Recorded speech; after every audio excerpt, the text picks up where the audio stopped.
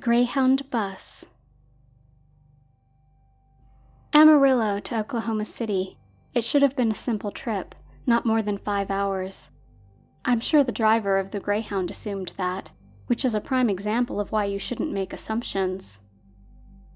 The bus left the Amarillo Greyhound station at 5:47 a.m., March 11th, 2018, and was due to arrive in Oklahoma City around 11. When 11 came and went, with no sign of the bus, the dispatcher hailed the driver to find out why he was late. No response. They were unable to pick it up on GPS either. In response, the Oklahoma Highway Patrol and the Texas Highway Patrol were notified. A search was organized, covering the entire route the bus was supposed to take. After 3 days, there was no sign of the bus or its 37 occupants. Highway Patrol continued searching for a month, but they found nothing. Eventually, they called off the search. The families of the passengers continued to mourn, but the news stopped talking about it, until 5 days ago, when it showed back up. It was found and reported parked on the side of the highway about 30 miles outside of Oklahoma City, in an area that I know for a fact had been searched. When state troopers arrived on scene, they were unable to open the door on the bus. It had been fused shut, so they had to cut their way in.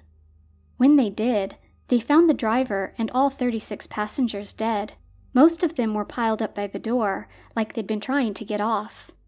A few were laying by the emergency exit, which was similarly fused. None of them had any stab or gunshot wounds, so the cause of death wasn't readily apparent. All the bodies were loaded up and sent to the office of the chief medical examiner in Oklahoma City, which is where I enter the picture. Despite them being missing for almost 3 months, lividity and body temperature showed that none of them had been dead for more than a few hours. I performed autopsies on 3 of the corpses, and the conditions they were in goes against everything I learned in medical school. The first body I examined was of a 21-year-old male named Brendan Ayers, a student of Amarillo College. He was heading to Oklahoma City to visit family on spring break. Cyanosis on his face, as well as petechial hemorrhages in both of his eyes, indicated suffocation.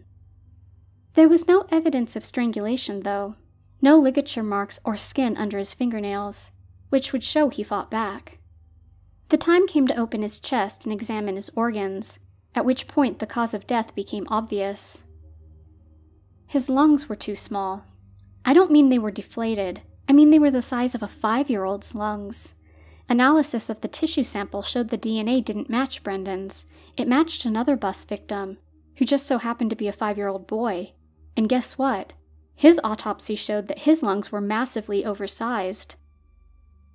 My second corpse was a 16-year-old female named Brittany McCormick, who was traveling with her mother to visit her dad stationed at Vance Air Force Base.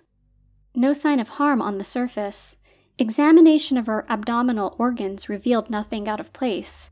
It wasn't until I opened her skull that I found her cause of death. Her brain was gone.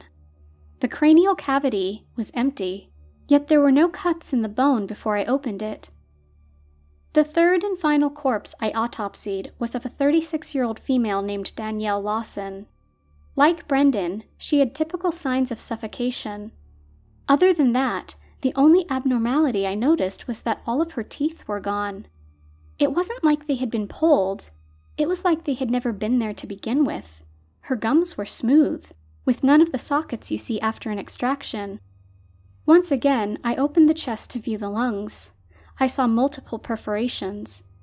Feeling the lungs, I could feel solid objects inside, which had caused a traumatic pneumothorax. I guess she tried to cough them up, and that had torn her esophagus. I then opened the lungs to remove the objects, and at the same time I found her missing teeth.